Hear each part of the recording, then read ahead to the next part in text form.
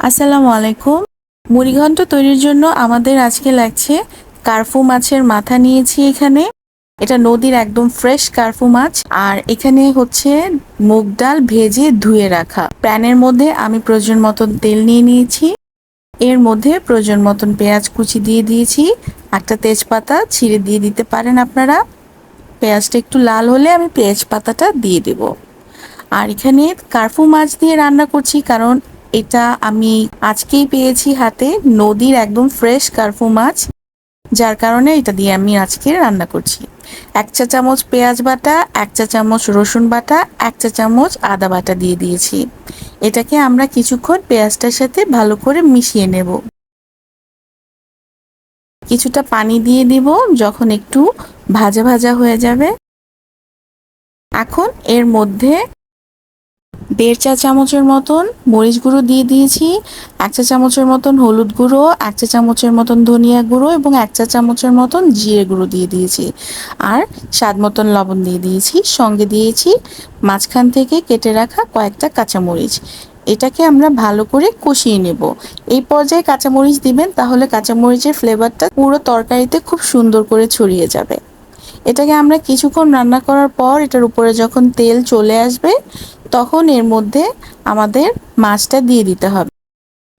আমি এখানে কাঁচা মাছ ইউজ করেছি, কোনো ভাজিনি, কারণ মাছটা আজকেই পেয়েছি এবং মাছটা একদম নদীর ফ্রেশ মাছ, যার কারণে এই মুড়িঘন্টটা দুর্দান্ত হবে ভাজা ছাড়াই। Authentic test, authentic flavour. আপনারা চাইলে অবশ্যই মাছ ভেজে দিতে পারেন, কোনো সমস্যা নেই। ঢাকনা দিয়ে দিয়েছি। এখন এটাকে কিছুক্ষণ কষিয়ে নেব।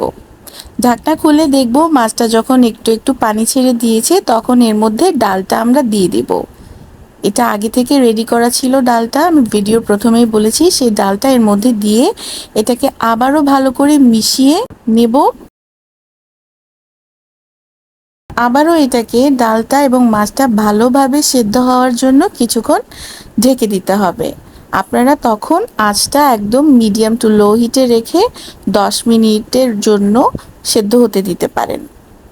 10 মিনিট পর আবার যখন আমরা ঢাকনা খুলব, তখন দেখব এর মধ্যে অনেকটা পানি রিলিজ করেছে। এখন এর মধ্যে আমি প্রয়োজন মতন কিছুটা পানি দিয়ে দিয়েছি।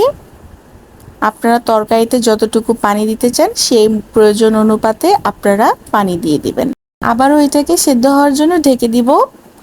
কিছুক্ষণ পর ঢাকনা খুলে দেখব আমাদের মাছ এবং আমাদের ডালটা অলমোস্ট কিছুটা সেদ্ধ হয়ে গিয়েছে। এখন এই পর্যায়ে আমরা একটু জিরা গুঁড়ো দিয়ে দিব।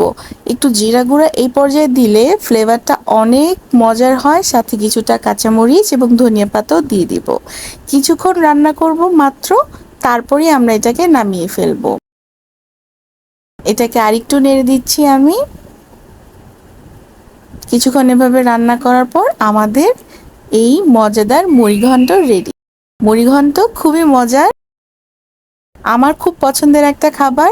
আর আশা করছি আমার এই রেসিপিটা দেখে আপনারাও বানাবেন। আজকের রেসিপিটাও যদি ভালো লেগে থাকে, আমার চ্যানেলটা সাবস্ক্রাইব করবেন এবং আমার পেজটা ফলো করবেন। দেখুন আমার মুড়িঘন্টের কালার কতটা দুর্দান্ত এসেছে, দেখেই মনে হচ্ছে এখনই খেয়ে ফেলি, রাইট? সবাই ভালো থাকবেন, সুস্থ থাকবেন, সবার সুস্বাস্থ্য কামনা করছি। আজকে এ পর্যন্তই। আল্লাহ হাফেজ।